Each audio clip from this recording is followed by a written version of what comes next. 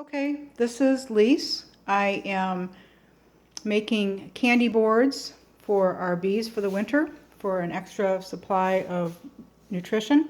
Tom made these 3-inch deep supers, and he tacked 1/2-inch hardware cloth underneath each one. He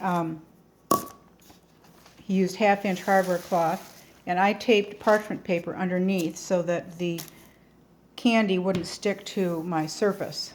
What we're using as a recipe is a ratio of 1.5 ounces of water per pound of sugar with a tablespoon of vinegar per frame. So for 15 pounds of sugar for each candy board, I'm using 22.5 ounces of water and 1 tablespoon of sugar. This is what the mixture looks like, and it is just a very dry, granular material. Then after I pack it into the frame, moisture comes up the top. I think it's going to take about 8 hours for these to harden. This jar of baked beans that I put in the top is so that when I remove it, I can drop pollen patties down in there later in the winter for the bees.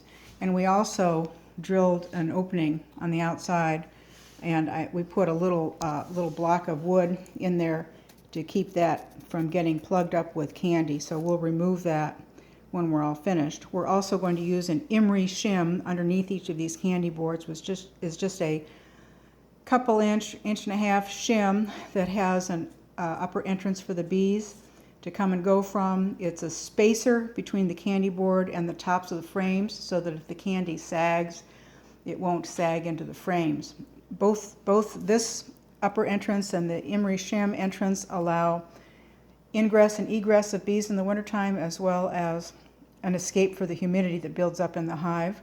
These candy boards use the humidity actually to melt the very undersurface of the candy board, allowing the bees to easily consume it, because bees really have trouble consuming just dry sugar, especially in the wintertime when there's not much in the way of water sources. So the humidity will melt the sugar, and then the bees can quickly consume it.